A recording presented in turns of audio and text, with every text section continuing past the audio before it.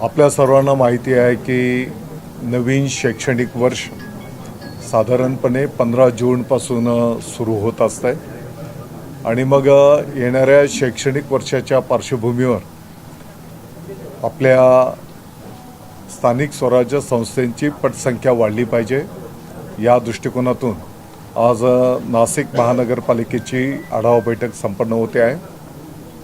ही बैठक झाल्याच्या नंतर संपूर्ण जिल्ह्याची आपण जिल्हा परिषदच्याही शाळांचा आढावा बैठक त्या ठिकाणी संपन्न करतो आहोत। मला वाटतं की स्थानिक पातळीवरच्या ज्या काही अडीअडचणी असेल, कदाचित काही भौतिक सुविधांच्या संदर्भातला विषय असेल, त्या ठिकाणी काही सुविधा निर्माण करण्याची आवश्यकता असेल, आता काही चांगल्या सूचना पण या ठिकाणी आलेल्या आहेत की काही अतिशय चांगल्या पटसंख्या असलेल्या पण शाळा आहेत आणि मग त्या ठिकाणी पुढचे वर्ग वाढवण्याची मागणी या ठिकाणी करण्यात आलेली आहे। मला वाटतं की शिक्षणाच्यासाठी जास्तीत जास्त निधी उपलब्ध करून कसं याला प्राधान्य देता येईल या संदर्भामध्ये आजच्या बैठकीमध्ये निर्णय केले जातील। दादा, तक्रारी अनेक आहेत नगरसेवकांच्या, शिक्षण विभागाच्या अधिकाऱ्यांना वारंवार सूचना करून सुद्धा कामं होत नाही आहेत। आपण आज काही थेट आदेश देणार आहात का या अधिकाऱ्यांना? नाही, निश्चितपणे येणाऱ्या काळामध्ये आपल्या या शाळांची पटसंख्या वाढली पाहिजे।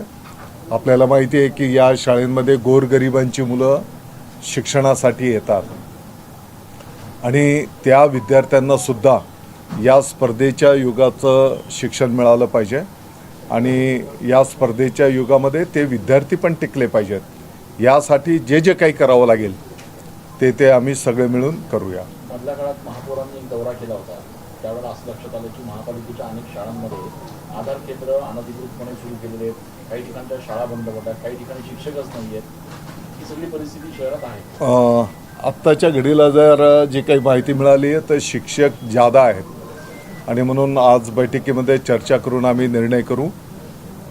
ज्या ठिकाणी पटसंख्येच्या आधारावर शिक्षकांची तात्काळ नेमणूक त्या ठिकाणी केली जाईल, बदल्या केल्या जातील, समायोजन केलं जाईल आणि मला वाटतं की आता उपमहापौर साहेब आहेत, गटनेते आहेत, सर्व सन्माननीय नगरसेवक आहेत, महापालिकेचे अधिकारी गण पण आहेत, तर शाळेच्या कॅम्पसमध्ये शाळेच्या व्यतिरिक्त काही कामकाज असणार नाही याची ते काळजी घेतील। एवढंच नाही तर शाळेच्या कॅम्पसला लागून अवैध काही गोष्टी राहणार नाहीत याचे पण आज आम्ही निर्णय करणार आहोत। मागच्या काळामध्ये गणवेशाचा मुद्दा होता, वेळेवर गणवेश मिळत नाही अशा स्वरूपाची संपूर्ण राज्यामध्ये ती स्थिती निर्माण झाली होती। या वर्षामध्ये अशा स्वरूपाची स्थिती निर्माण होणार नाही या अनुषंगाने नाही, मागच्या वर्षाला अशी स्थिती निर्माण झालेली नव्हती। गणवेश मिळाला नव्हता 15 ऑगस्टला। नाही, ऐका 15 जूनला मागच्या वर्षाला रविवार होता, 16 जूनला शाळा सुरू झाल्या होत्या आणि शाळेच्या पहिल्याच दिवशी विद्यार्थी गणवेशात सकट आलेले होते, कारण त्याच्यापूर्वीच शाळा व्यवस्थापन समिती आणि मुख्याध्यापकांच्या खात्यावर ते पैसे महिनाभर आधीच वर्ग करण्यात आलेले होते। त्याच्यामुळे सर्व महाराष्ट्रभर ते गणवेश त्या ठिकाणी घेण्यात आलेले होते आणि त्या गणवेशमध्येच विद्यार्थी शाळेमध्ये पहिल्याच दिवसापासून परिधान करून आलेले होते। आपल्याला माहिती आहे की मागच्या वर्षाच्या प्रवेश उत्सव या कार्यक्रमाला महामहिम राज्यपाल महोदय स्वतः मुंबई महानगरपालिकेच्या शाळेत उपस्थित होते। माननीय मुख्यमंत्री महोदय देवेंद्रजी फडणवीस साहेब पालघर जिल्ह्याच्या एका जिल्हा परिषदच्या शाळेमध्ये उपस्थित होते। माननीय उपमुख्यमंत्री महोदय एकनाथजी शिंदे साहेब सातारा जिल्ह्याच्या जिल्हा परिषदच्या शाळेमध्ये विद्यार्थ्यांचं स्वागत शुभेच्छा देण्याच्यासाठी स्वतः उपस्थित होते। माननीय अजितदादा पवार साहेब पुण्याच्या महानगरपालिकेच्या शाळेमध्ये स्वतः उपस्थित होते। सांगायचं तात्पर्य असं आहे की अगदी गाव पातळीपासून लोकप्रतिनिधींच्या पासून तर सर्व अधिकारीगण विद्यार्थ्यांचं स्वागत करायला, शुभेच्छा द्यायला संपूर्ण महाराष्ट्रामध्ये तो कार्यक्रम अतिशय उत्स्फूर्तपणे साजरा केला गेला होता आणि म्हणून याही वर्षाला 15 जूनचं स्वागत विद्यार्थ्यांचं आम्ही सगळे मिळून अतिशय उत्स्फूर्तपणे करू.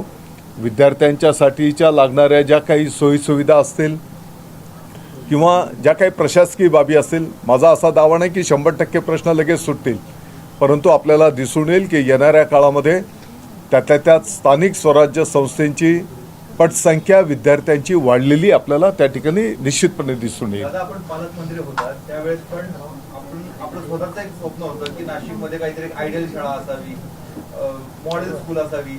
आपण काही शाळांची पाहणी देखील केली, त्याचं काय झालं दादा? पुढे काहीच होत नाही. मला वाटतं की काही शाळांमध्ये त्या ठिकाणी सुधारणा झालेली आणि येणाऱ्या काळामध्ये आपण नाशिकला शैक्षणिक हब करू शकतो का, याही संदर्भामध्ये एक विचारविनिमय प्रगतीपथावर आहे. त्याचं अंतिम स्वरूप झालं की आपल्यासमोर ठेवू. आता जवळपास 2-2.5 वर्ष होऊन गेले दादा, आपण भेट दिली होती. त्या शाळांचं पुढे काय केलं? आपल्याकडनं आढावा घेण्यात आला नाही आणि जे शिक्षक नाही, मी आपल्या माहितीकरता सांगतो की काही शाळांना मी स्वतः 8:30-9 वाजता पण भेटी दिलेल्या आहेत. हो. आणि त्या ठिकाणी ज्या ज्या काही अपूर्तता होत्या त्या पूर्ण करण्याचं त्या ठिकाणी सूचना करण्यात आलेली आहे. अर्थात जसं आता अनेक सन्माननीय नगरसेवक महोदयांनी चिंता व्यक्त केली, काही ठिकाणी पत्र्याच्या रूममध्ये शाळा आहे, काही ठिकाणी शाळा गळते आहे. मला वाटतं की आजच्या बैठकीमध्ये आम्ही चर्चा करू आणि हे प्रश्न तात्काळ सोडवले जातील. मला वाटतं की जसं पिण्याचं पाणी, आरोग्य महत्त्वाचं आहे, रोजगार महत्त्वाचा आहे, रस्ते गटारी महत्त्वाचेच आहेत, परंतु त्याच्या इतकंच शिक्षण हा विभाग प्रायोरिटीने आपल्याला घ्यावा लागेल. दादा, सगळे ऍडमिशन सुरू झाले आहे.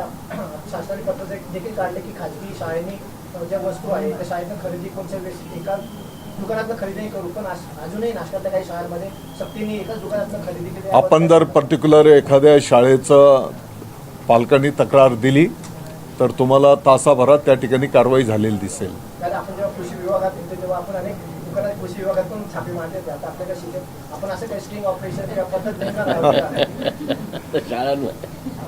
दादा, खूप लूटमार होती पालकांची. ही वस्तुस्थिती आहे आणि म्हणून तुम्ही जर ते पत्रक बघितलं असेल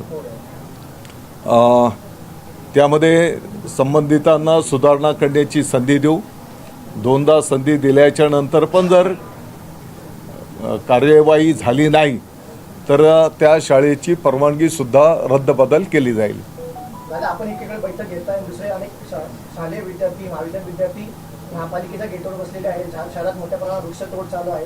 त्याबाबत आपली काय भूमिका आहे किंवा आपल्या पक्षाची काय भूमिका आहे? आपल्या पक्षाने पण तपोनात आंदोलन देखील केलं होतं वृक्षतोडी विरोधात, तर आता आपण काय सांगणार? मला वाटतं की या संदर्भामध्ये आपण सर्वांनी पाठीमागच्या काळामध्ये स्पष्ट भूमिका घेतलेली आहे की वृक्षतोड होणार नाही याची काळजी आपण त्या ठिकाणी घेतली पाहिजे. अगदीच बोटावर मोजणारे बाबा 2 वृक्ष एखाद्या मोठ्या प्रकल्पाच्यासाठी, महत्त्वाकांक्षी प्रकल्पाच्यासाठी ते काढण्याची आवश्यकता असेल तर त्या वृक्षांचं आपण रिप्लांटेशन पण करू शकतो. मला वाटतं की अशा पद्धतीने आपल्याला पुढे जावं लागेल. नाही, पण मग आता तपोवनामध्ये जे साधुग्राम उभारायचं आहे त्यासाठी वृक्षतोड करावी लागणार आहे. जी महापालिकेने त्याबाबतची जाहिरात पण केली, त्याबाबत आपली काय भूमिका? आपल्या पक्षाने यादी महापालिकेने ऑलरेडी भूमिका घेतलेली आहे ना की जास्ती त्यातल्या त्यात वृक्षतोड टाळली जाईल आणि वृक्षांच्या सहवासामध्येच ज्या काही सुविधा करायच्या आहेत त्या ते करणार आहेत. महापालिका आपल्या भूमिकेवर ठाम असेल तर असा मोर्चा निघाला नसतो दादा. गंगापूर रोडवर नाही बघा, मी तर आता आज खास शिक्षणाच्या संदर्भाचे आढावा बैठक घेण्याच्यासाठी मी आलो आहे.